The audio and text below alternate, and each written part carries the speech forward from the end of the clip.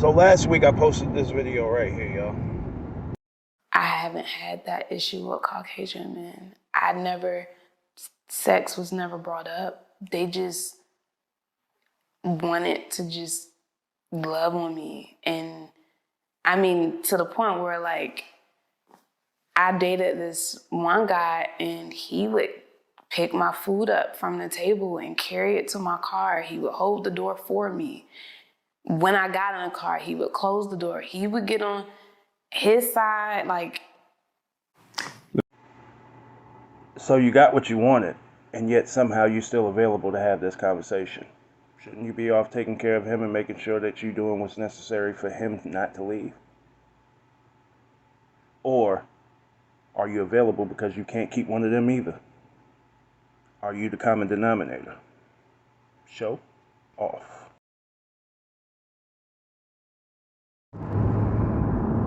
See, do y'all really think that there aren't guys out here who's opening car doors and opening the door and being this? Do y'all really think there ain't black guys out here doing that? But see, you don't like that in black guys. However, the pure irony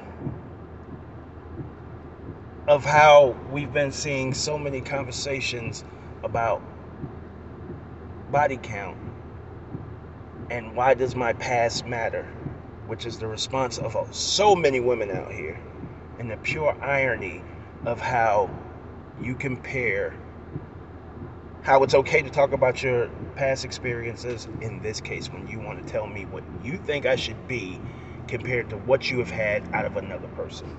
Now, ladies and gentlemen, I would like to say this. These conversations go hand in hand. Why? Because it is only natural for a person to live in comparison according to their experiences, all right? Therefore, your experiences are basically a barometer on how you move forward or whatever the case may be. Your new experiences have to live up to your old experiences or surpass them in order for you to be happy, okay? Now, ladies, and I'm talking to the ladies on this one, that is essentially why the body count matters. It's exactly what this lady says, all right? Because the more experiences you have, it leads to the more experiences that your new guy has to live up to, all right? Now, the problem with what she's saying is the goalpost moves when you're dealing with a different type of person, when you're dealing with, because the same things that you are attracted to in a white man, you are not attracted to in a black man. Why? Because those things are associated with black men, and those things are associated with white men. Now, what I mean by that is, for those who don't know and those who don't follow me on Facebook or whatever the case may be, not once, not twice, not 5 times, not 10 times, maybe somewhere around 15 or 20 times, I have asked a particular question on Facebook. If you had to choose between a thug and a gentleman, which would you choose? And an overwhelming response, ladies had to have some variation of a thug. Why? Black ladies had to have some variation of a thug. And here's the thing. When they answered, I'm talking about overwhelmingly, I'm talking about around 85, 90%, every single time I posted the question, right? Why? I'm bringing this up. It's because when they answered the question, and they had some variation of thug, whether it was a percentage or I gotta have a thug in my life, or however they answered the question, they began to explain themselves in most cases. Why? Because they know that they're not supposed to want that. Now, when you go into a relationship with a white man, are you looking to have a thug in your life? So, now you change the goalpost. So now, what you are looking for in a white man changes dramatically from what you were looking for in a black man. And it starts even in that realm, what he looks like. If you are attracted to black men, you're already stepping outside the box when you date a white man because you're not particularly attracted to him. So that doesn't matter. No, that doesn't matter so much.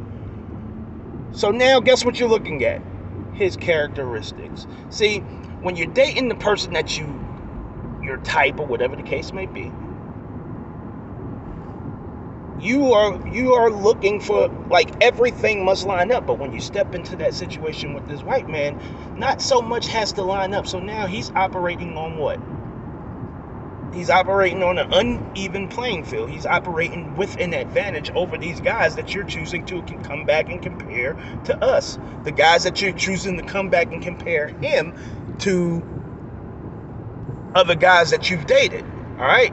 He already has a distinct advantage. All right? Because you're already looking past certain things to see who he is. Not only that, you're also giving him the advantages of knowing that he's not what you actually like. All right? So now you're operating on character. Now what this lady said really baffles me. Because it doesn't baffle me. It's actually what I expect. We never talked about sex. So can you guess why this guy is not around? Because when he didn't bring it up, when he didn't talk about it, guess what felt like she didn't have to give? And guess why he's gone? See, I asked the question on the short and I said, hey, why? Where are they? Where are they? Nobody asks these questions, right? You have such great relationships with these people. You dated a millionaire before. You've done this and you've done that. Where are those people? Why couldn't you hold on to those people? If it's so great that you want me to live in comparison with that thing, where are they? So you couldn't make them happy either. Before, it was them who couldn't make you happy. Now it's you who obviously couldn't, because they brought a great situation. And yet, you're still available to have this conversation about what white men do that's different from black men.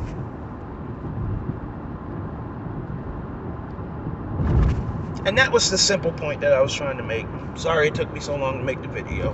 But I hope y'all understand where I'm coming from. I'm out. Show off.